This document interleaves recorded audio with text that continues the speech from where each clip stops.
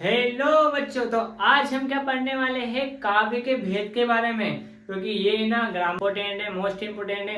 और ये 9th 10th 11th 12th चारों क्लास के लिए ही महत्वपूर्ण है ग्रामर में। फर्स्ट हमें पढ़ने भी ग्रामर में क्या है, काव्य के भेद। काव्य के भेद है ना। बाद में आपको डिफिनेशन भी बताऊंगा एकदम सरल तरीके से, ठीक है ना। तो काव्य के भेद कितने होते हैं बेटा? दो प्रकार के होते हैं। कितने प्रकार के होते हैं? दो प्रकार के। कौन कौन से होते हैं? एक तो होता है श्रव्य और एक कौन सा होता है? दृश्य। हाँ बेटा, नाम से स्पष्ट क्या है? श्रव्य। श्रव्य का मतलब क्या होता है बेटा? सुनना, है ना। जिस काव्य को हम क्या के सुनकर रसवादन करते हैं, रस की अनुभूति होती है, उसे हम क्या कहते हैं? श्रव्य काव्य कहते हैं। और दृश्य मतलब क्या होता है बेटा? देखना। दृश्य मतलब क्या होता है? देखना होता है ना।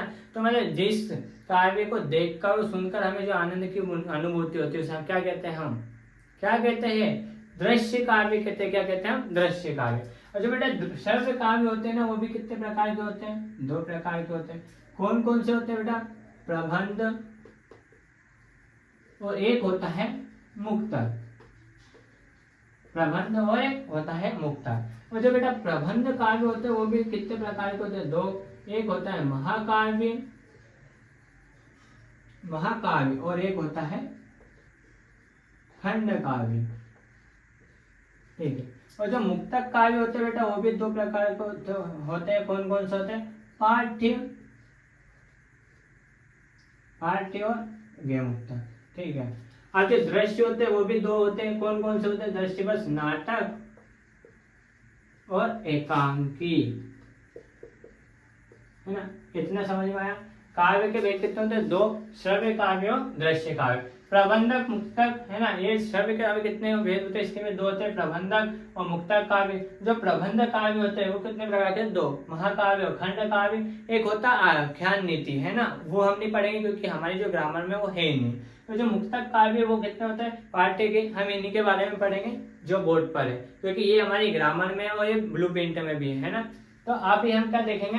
श्रव्य दृश्य तो हमने देख लिया। अब हम पढ़ेंगे प्रबंध काव्य। क्या बेटा? प्रबंध काव्य, है ना। प्रबंध काव्य क्या होते हैं आज इनके बारे में हम पढ़ेंगे। तो बेटा आप ये ना पहले नोट कर लो, ये पूरा का पूरा ये नोट कर लो या ही स्क्रीनशॉट ले लो आप इसका, है ना,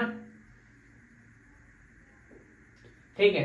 तो बेटा आपने ले लिया होगा। अब हम पढ़ेंगे प्रबंध काव्य के बारे में, है ना। काव्य प्रबंध, है ना। प्र से याद रखना, इसमें प्रमुख। प्र से क्या होता है? प्रमुख कथा, है ना। मान लो काव्य रचना है। क्या है?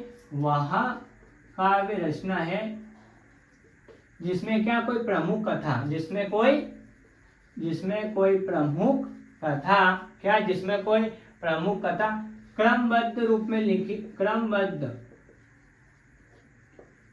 है ना। कहां से? आदि से अंत तक, आदि से अंत तक क्रमबद्ध रूप में लिखी जाती है, उसे हम क्या कहते हैं बेटा? प्रबंध काव्य कहते हैं, है ना। मेरे साथ बोलना, डिफिनेशन यहाँ की यही याद हो जाएगी। उठ करके तुरंत बैठ जाओ, फोकस एकदम बोर्ड पे, है ना, ठीक है। तो मेरे साथ बोलना, है ना। प्रबंध काव्य वह काव्य रचना होती है जिसमें कोई प्रमुख कथा, जिसमें कोई प्रमुख कथा आदि से अंत तक, कहां से बेटा? आदि से अंत तक क्रमबद्ध रूप में लिखी जाती है, उसे हम क्या कहते हैं? प्रबंध काव्य कहते हैं। क्या कहते हैं बेटा? जिसे हम प्रबंध काव्य कहते हैं, है ना।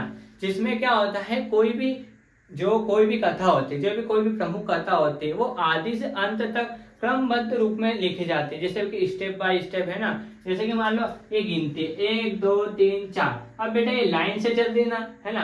अब मैं 1 के बाद 5 तो नहीं लिख सकता। 1 के बाद 5 आएगा क्या? 5 आएगा क्या? 1 के बाद 5 नहीं आता, ठीक है। ऐसे ही ये क्या होता है? जो प्रमुख कथा होती है वो आदि से अंत तक क्रमबद्ध रूप में लिखी जाती है, स्टेप बाय स्टेप, है ना। तो उसे हम क्या कहते हैं बेटा? प्रबंध काव्य कहते हैं। नोट कर लेना, ठीक है। भाई बेटा प्रबंध काव्य हमने पढ़े थे, कितने प्रकार के होते हैं? 2 प्रकार के होते हैं। बेटा 2 प्रकार के होते हैं। पहला होता है कौन सा? महाकाव्य और खंड काव्य।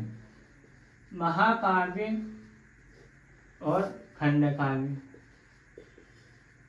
है ना। अब इनका हम अंतर भी समझ लेंगे, महाकाव्य और खंड काव्य का। साथ में हमें डिफिनेशन भी आ जाएगी यार, ठीक है। पर फोकस का होना चाहिए बोर्ड पे, ठीक है। महाकाव्य बेटा क्या होता है? बड़ा होता है। महा मतलब बड़ा, महा जो रहता है वो विशाल होता है ना। तो महा मतलब बड़ा, खंड मतलब छोटा, है ना। खंड मतलब छोटे छोटे टुकड़े होते हैं ना, उसे अपन क्या बोलते हैं, खंड कहते हैं, है ना। तो खंड मतलब छोटा। तो बेटा जो महाकाव्य होता है वो कैसा होता है, बड़ा होता है। महाकाव्य बड़ा होता है और खंड काव्य कैसा होता है, छोटा होता है। कैसा होता है बेटा, छोटा होता है। तो पहला पॉइंट तो ये होगा कि खंड काव्य कैसा होता है, छोटा होता है, और महाकाव्य कैसा होता है, बड़ा होता है। सेकंड हमारा जो है वो है कि जो महाकाव्य होता है, क्या, महाकाव्य, महाकाव्य में नायक के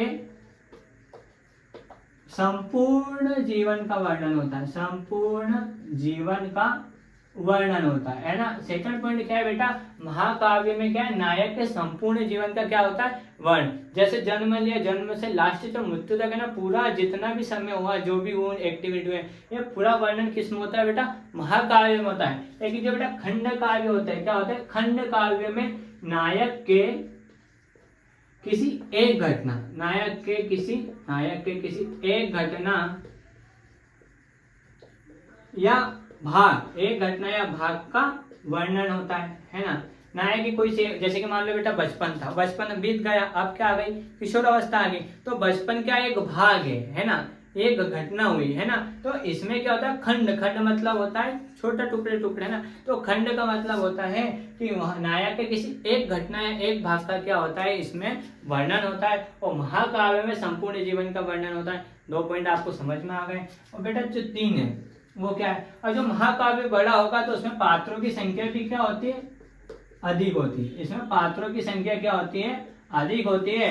और इसमें पात्रों की संख्या क्या होती है, सीमित होती है। इसमें पात्रों की संख्या अधिक होगी और इसमें कितनी होगी, सीमित। क्योंकि खंड में तो छोटा है, तो छोटे में क्या होगी, सीमित होगी। और महा में तो बहुत सारे होंगे, है ना। तो इसमें क्या होता है, पात्रों की जो संख्या होती है बेटा, वो कहते हैं कितनी होती है, अधिक होती है। तो चौथा पॉइंट है बेटा वो है कि इसमें महाकाव्य में क्या होता है, 8 से अधिक सर्ग होते हैं। 8 से अधिक क्या होते हैं, सर्ग होते हैं, है ना। और इसमें क्या होते हैं, सर्ग नहीं होते हैं, इसमें सर्ग नहीं होते, है ना। ये 4 अंतर हो गए। अब मैं इनका क्या बताता हूँ उदाहरण, है। जैसे कि मतलब महाकाव्य रामचरितमानस। अब रामचरितमानस किसने लिखी बेटा, तुलसीदास ने। किसने लिखी है, तुलसीदास ने। हाँ, जो इसके रचनाकार है वो कौन है बेटा, रचनाकार कौन है, तुलसीदास है। रामचरितमानस जो है वो किसने लिखी थी, तुलसीदास ने। अब वो उसने जो शुरू से जो शुरुआत हुई उसने पूरे लास्ट तक लिखी हुई है। ऐसा तो नहीं किसी एक भाग का वर्णन किया हुआ, स्टेप बाय स्टेप पूरा लिखा है। मतलब उसमें क्या है, संपूर्ण जीवन का क्या हुआ बेटा, वर्णन हुआ है। तो हम क्या बोलेंगे, रामचरितमानस तुलसीदास किसने, महाकाव्य में आते हैं। काय में आते हैं, महाकाव्य। खंड काव्य में मैथिली शरण गुप्त, है ना। कौन, महाकाव्य में मैथिली शरण गुप्त ने क्या लिखी थी बेटा, पंचवटी, है ना। पंचवटी आपने सुनी होगा, है ना, और आपने पढ़ी होगा। तो ये पंचवटी होती है, ये किसने लिखी थी, मैथिली शरण गुप्त ने। मैथिली शरण गुप्त ने क्या लिखी थी बेटा, पंचवटी, है ना। तो आप जैसे करके डाल लेना है दोनों में। बाकी बेटा ये आपको लिखा हुआ एक अच्छे से मैं आपको ये दे रहा हूँ स्क्रीनशॉट, ये भी लिख लो, ठीक। जो टॉपिक रहेगा वो रहेगा मुक्तक काव्य का, जो मैं आपको नेक्स्ट वीडियो में प्रोवाइड करवाऊंगा। आपको अच्छी तैयारी करनी है बोर्ड परीक्षा की, 10th 12th 9th से 12th तक, हिंदी में और भी सब्जेक्ट है। सब्सक्राइब करना ना भूलो। तो बेटा अगर आपको कोई डाउट भी आया होगा ना तो कमेंट में बताइए कि सर हमें ये डाउट है, हम वो डाउट भी आपको क्लियर करेंगे। आपको जिस भी टॉपिक समझ में नहीं आ रहा हो, स्कूल में बता रहा हो, कोचिंग में, किसी भी जगह संस्था में बता रहा हो, आपको समझ में नहीं आ रहा, तो आप एक बार कमेंट कीजिए। जो भी टॉपिक रहेगा वो हम आपको सोल्व और अच्छी तरह से समझा कर देंगे, ठीक है बेटा। तो आज की क्लास हम यहीं तक समाप्त करते हैं। जय हिंद, जय भारत।